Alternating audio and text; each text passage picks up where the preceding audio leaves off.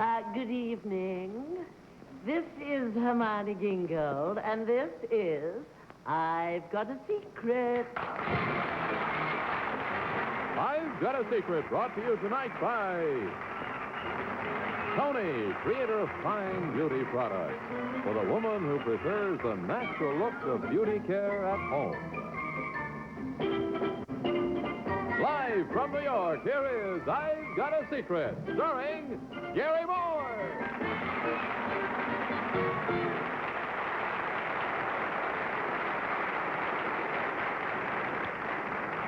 How very, very nice of you. How very nice to have Hermione back with us. Now let us greet the members of our panel. First, there is Prince William Cullen. Queen Elizabeth Palmer. Sir Henry Morgan. And good Queen Bess Myerson. All from jolly old England, more or less.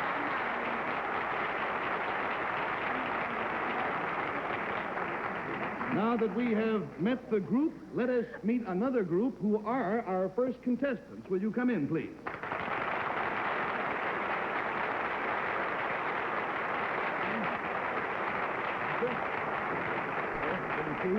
How do you do?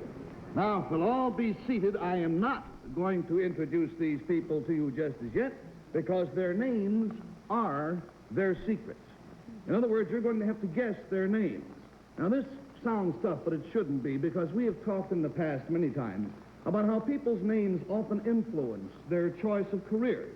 Now, keeping that in mind, Bill, we would like you to figure out this gentleman's name. I will tell you that he is a guitarist. He is also a very busy guitar teacher. Now, sir, if you'll just stand right by, we'll take a picture of you and show the audience what this guitar player's name is.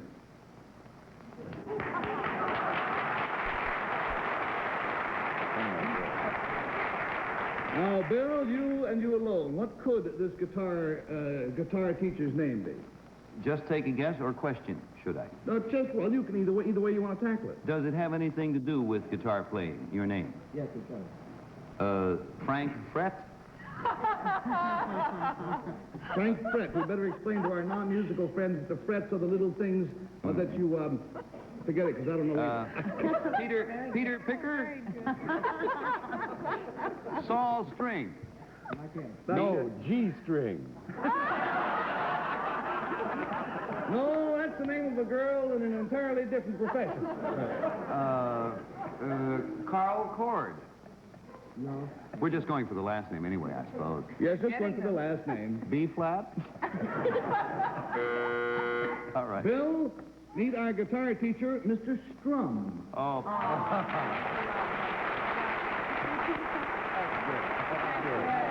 His name is Harvey Strum, and Harvey, do you think having a last name of Strum influenced you toward becoming a professional guitarist? Yes, I think it had a little bit to do with it. A little tiny psychological bit, but really not all that much, huh? All right, now let's get to this gentleman here. Now, Betsy, this gentleman works at Gentilly Air Force Depot in Ohio, where he is the guard at the main gate. Now, we will show you what the name of the guard at the main gate is.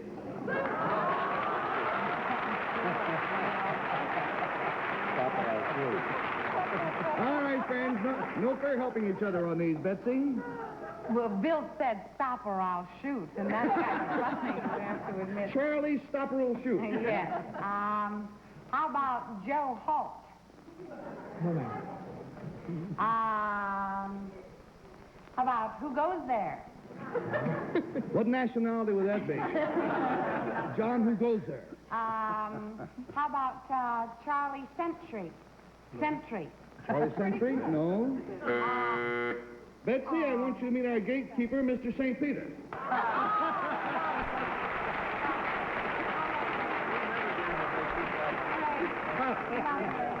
That's true. He's the guard on the main gate, and his name is St. Peter. This must cause all sorts of confusion, doesn't it? Very much so, guy. What happens? Well, for instance, a woman called one day, and I picked up the phone, and I said, main gate, St. Peter speaking, and I never got any response. She hung right up. Yes, sir. Well, I think I do the same thing. You see, everywhere you go, jokers. All right, now getting to Henry, we're going to reverse this procedure. I will tell you the lady's name, and from her name, I want you to guess her occupation. This is Dr. Catherine Hand, H-A-N-D. Now, we will show the audience what Dr. Hand does for a living.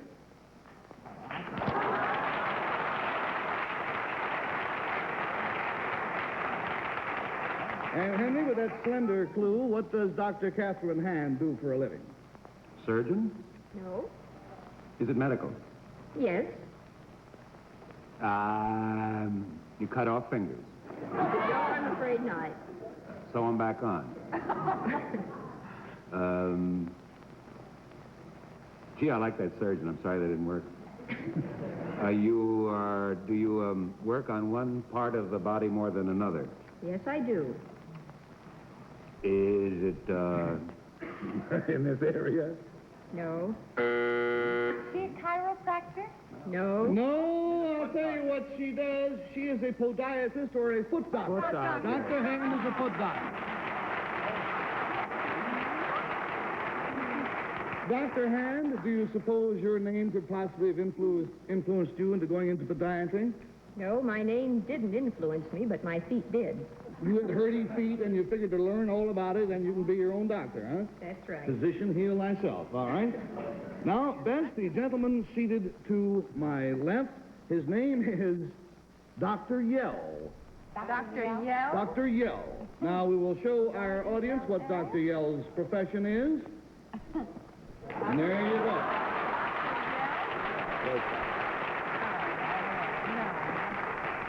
All right, Betsy? May I ask one or two questions? Bess, I'm sorry. It's a little confusing. Are you a medical doctor, sir? No. You are not.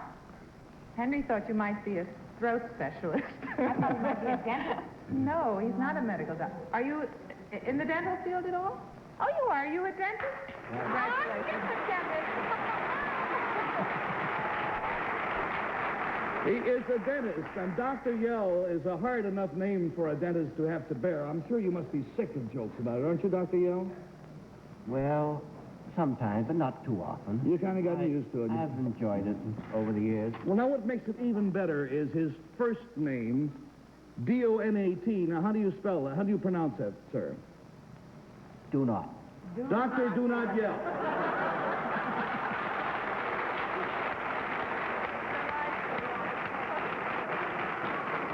It must be very difficult to have to, put up with those. First of all, dentistry nowadays. I had some work done the other day, and you don't have to yell at the dentists anymore because they use those fast drills and Novocaine and all that jazz, but still the jokes go on and on, huh? It's painless. Well, we have one. Yes, Henry? I just felt, if I could throw it in, that the director of our zoo here is Dr. Coates, and his assistant's name is Atz.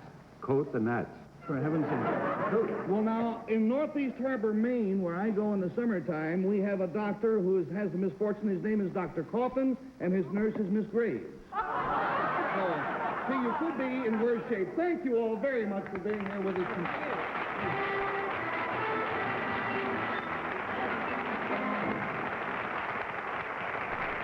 Now, my friends, I would like to meet our next guest. Will the gentleman come in, please?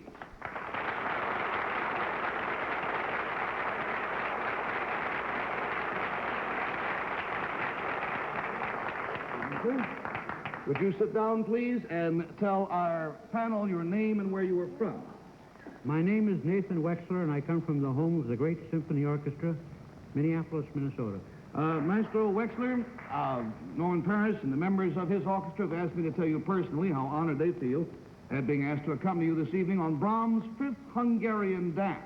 Now, panel, Maestro Wexler will, of course, be the featured soloist. And by the way, what instrument will you be playing this evening? Well, that's my secret. Oh, well, all right. If you'll whisper it to me, we'll show the audience what instrument you are going to play. Oh, beautiful. Beautiful, beautiful, beautiful. All right, panel, to help classify Mr. Wexler's secret, it concerns something he is going to do, and we will start the questioning with Bess, please. Mr. Wexler, this thing that you're going to do, we've had all kinds of strange instrumentalists. We've had people play on their head and people play on their teeth. Are you going to play on any part of your body? No. No. You're going to use an instrument. Yes. An actual musical, an instrument that we would be familiar with? You are familiar with the instrument? Yes. $20 down, $60 to go. We go, please, to Bill Cullen. Would we be familiar with it, but not as an instrument? I mean, if we knew what it was, would we not think of it as an instrument? As a musical instrument? As a musical instrument. Yes. We would not. Yes, you would not. Yes, Yes, you we would would not not. think of it as a normal musical instrument. It's something that one doesn't normally play with an orchestra or a solo. Yes. Is it used around the house? It could be. Well, it could be, but with very meager results, I should imagine. You could use it, but I don't think it would achieve its purpose. $40 down, $40 to go. We go, please, to Betsy. Mr. Wexler, would you use it outside more than you would in an enclosed area? Yes, you would. Would you use it, more in Minneapolis, say, than you would in New York City? Well, not exactly, I wouldn't say. No? No, I don't think there's any choice between the two cities as to which is the better ground. $60 down, $20 to go. We go, please, to Henry Morgan. Mr. Wexler, does it have a motor? No, it doesn't. Is it a balloon? No, it isn't. I'm getting a little wild here. Go to one thing or the other. What is it? How about Is a it sausage? living? Is it living? Oh, that's a good question. Is it living? No, it isn't. That's a bad question. Bad question. Then, as I told you, Maestro Wexler is going to play Brahms' fifth Hungarian dance. And if Brahms were alive, he would need a fifth after tonight. Because Mr. Wexler's secret is he is going to perform it on an ordinary duck call.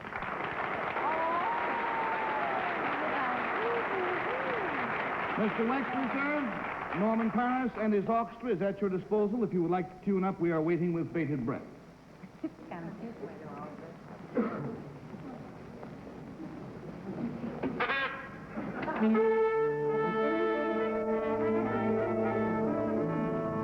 Very well, Maestro.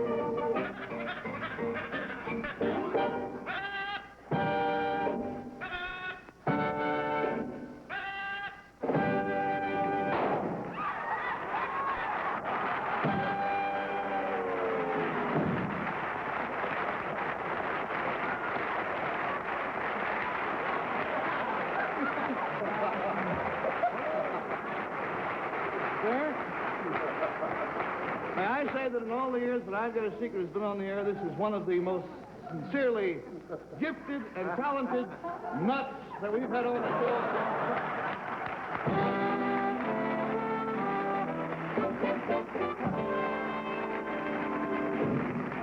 We'll be back with you again in just a moment, but first let's watch this. And now it is time for us to meet our charming guest of honor. She is currently starring in the hit show called Oh, Dad, Poor Dad, Mama's Hung You in the Closet and I'm Feeling So Sad. That's the real title, and it's a big hit in New York. Let's welcome Miss Hermione Gingold.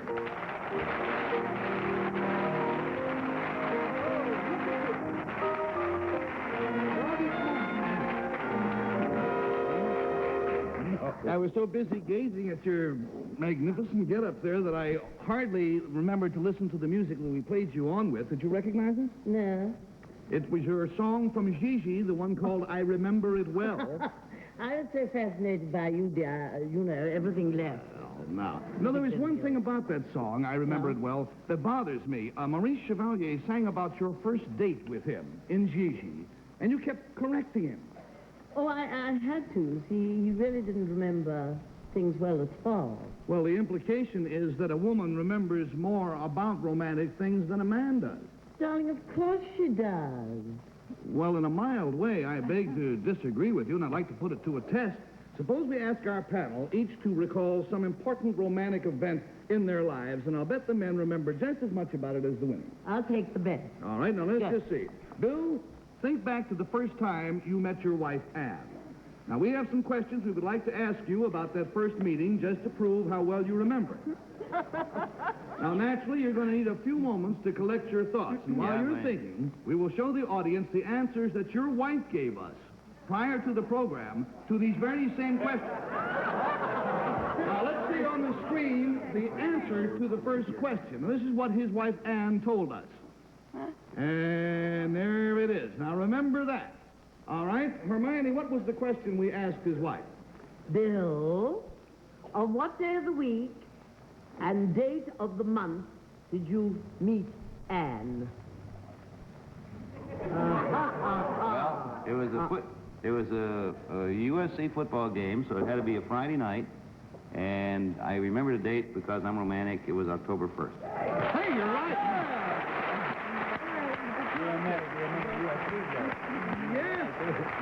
Yes.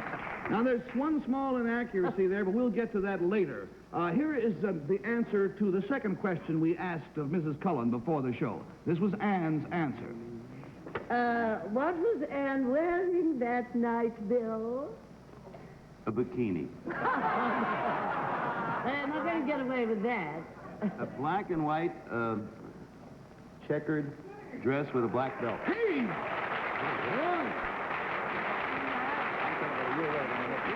Boy, you're earning points with your wife tonight, isn't he?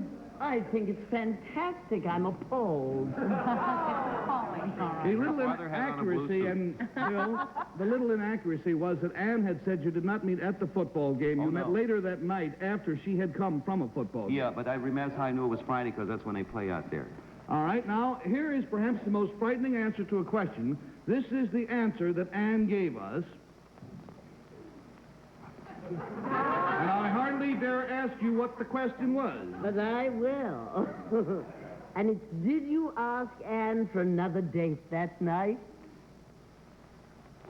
Not in so many words. Not in so many words. Answer yes or no. Oh, yes or no? I would then have to say, no, I didn't. But I busily laid the groundwork. She lived with her mother, and I asked for her mother's telephone number.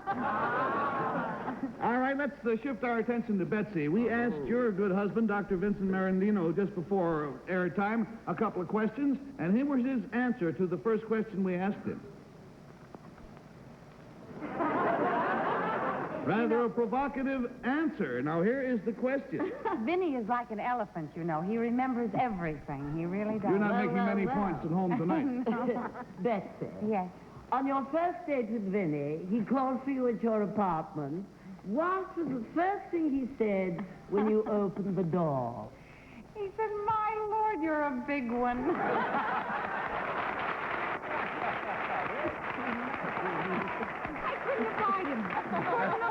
When he said we that gave to a me. slightly expurgated a version of that, but it's essentially accurate. All right, let's get this answer given to us by husband Vincent, and this is what he said in answer to a question. And Hermione, if you will. And the question is, what were you wearing that night? I was wearing a suit that he just loathed, or loathed at the time, but he didn't tell me. It was a blue and gray and white check suit. Well, I suppose check and tweed is, what would you say? It was not tweed, it was checks, believe me. Your husband said it was gray tweed, and I'm on his Gray side. tweed? No, it had blue Doesn't in it. matter because I'm on your side. Thank you, Hermione. All right, we have one final answer to a question given to Dr. Marandino, and this is what he said there. All right, and the question is... And the question is, Betsy, when Vinny took you to dinner that night, do you remember what he ate?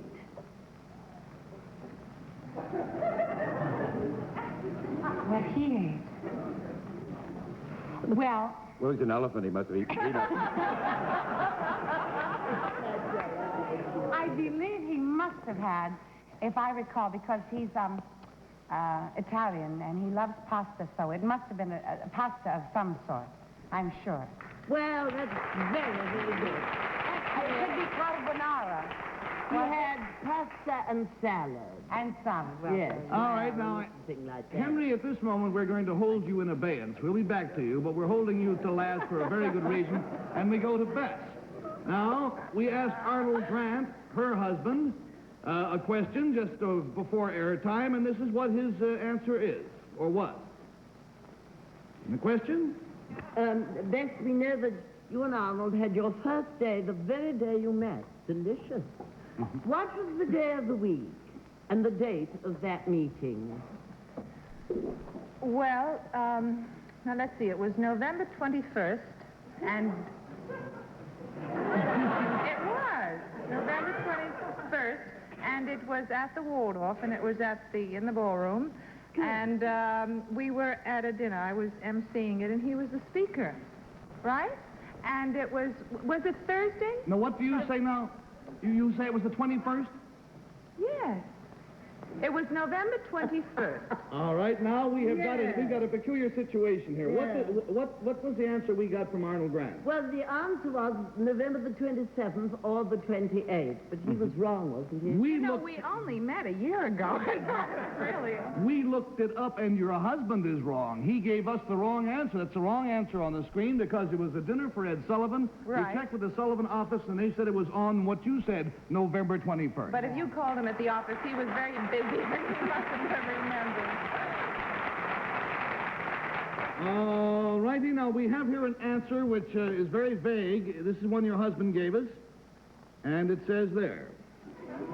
You and Arnold went to El Morocco on your first date. Now, what did Arnold eat? I don't think he ate anything. And you're... Very good. All right, and I think one... that was very romantic. No, he of just him. sat and looked at me. Yes.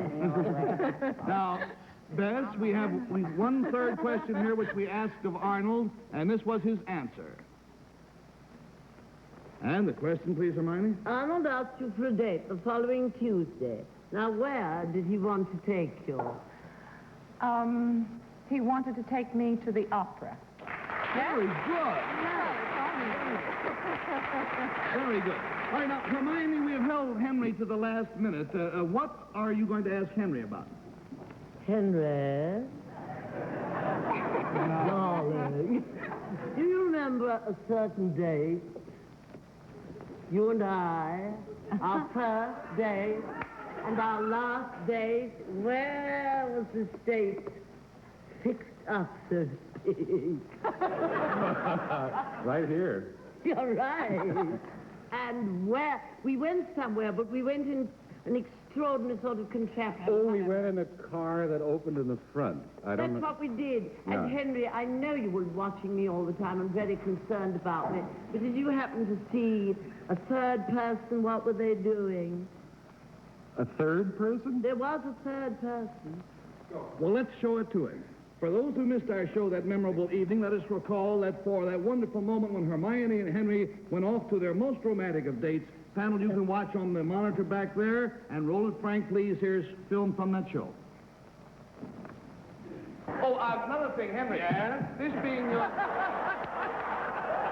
your first date with Hermione, we want to give you a little background music. Unfortunately, there's no radio in the car. So, but we're going to have some music for you.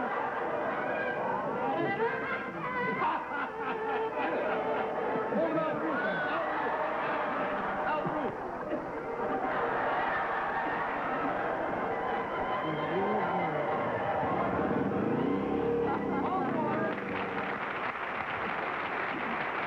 Hermione, I think you have proved your point, perhaps. The ladies are almost impeccable. I think they were. Thank you very them much. very Hermione Gingold. Now, we'll be back with you again right after this important message. Hey, we're real late. Goodbye. We'll see you next week. Thank you so much. Miss Myerson's gown by Brunel.